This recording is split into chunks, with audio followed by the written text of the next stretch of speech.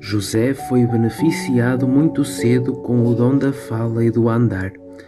As primeiras palavras que pronunciou foram: Meu Deus. Fez tal e qual como o anjo lhe houvera ensinado em sonhos, e ao acordar, de repente, a sua expressão alterou-se quando conseguiu articular as primeiras palavras. Os seus pais, atônitos e extremamente emocionados, escutaram tais palavras. Encheram-se de grande alegria ao ouvir as primeiras palavras pronunciadas pelo seu filho. Ficaram ainda mais contentes por as ditas palavras se dirigirem diretamente a Deus, como que a pedir o seu auxílio.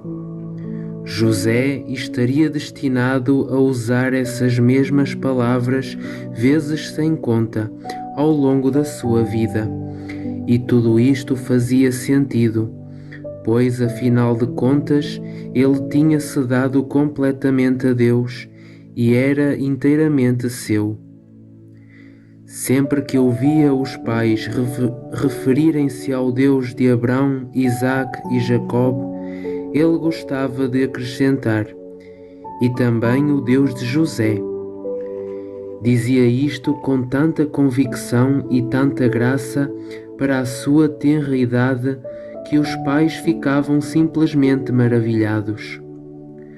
Para o ouvirem mencionar esta expressão com tanta graça e que tanto consolo trazia a seus pais, estes, de propósito, provocavam-no, repetindo com frequência a citação do Deus de Abraão, Isaque e Jacob.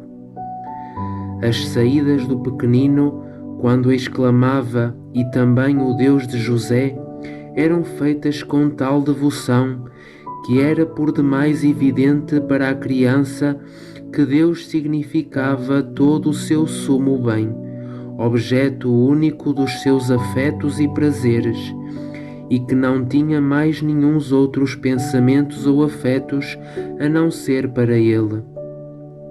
Deste modo, José ficava sempre muito contente e maravilhado cada vez que o nome de Deus era pronunciado. Os primeiros passinhos dados por José foram oferecidos ao Senhor, juntamente com a súplica de lhe ser concedida a graça de servir sempre o seu Deus com as suas idas e vindas, e nunca usar a fala ou o seu andar para o ofender. Este pedido foi feito conforme as instruções que houvera recebido do anjo. Certamente que Deus terá escutado estas preces e lhe concedeu a graça, pois José sempre deu glória a Deus e nunca o ofendeu ou magoou, quer através da fala ou do seu comportamento ou de qualquer outro tipo de atividade. Tinha como hábito o de olhar diretamente para o céu e pedir ajuda e graças a Deus para todas as suas tarefas, de tal modo que estas se concretizassem sempre de acordo com a vontade divina.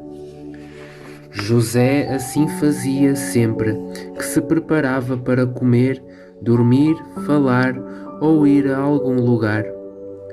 Porque era muito pequenino e, portanto, ainda incapaz de desempenhar todas as virtudes que desejava, oferecia as suas intenções a Deus, e com isso todas as atividades comuns a qualquer um dos mortais para levar a sua vida por diante, nomeadamente o comer, beber, dormir e distrair-se. Tais ações eram por ele praticadas com a melhor das intenções e no mais completo amor a Deus. Concretamente, algumas vezes renunciava àquilo que mais apreciava como prova do seu amor a Deus, seguindo os conselhos que o anjo lhe houvera ensinado, pois pouco mais poderia fazer por amor a Deus, dada a sua tão tenra idade. Várias vezes renovou o seu voto de entrega de si próprio a Deus, repetindo o ato que houvera sido inicialmente formulado na altura da sua apresentação no templo.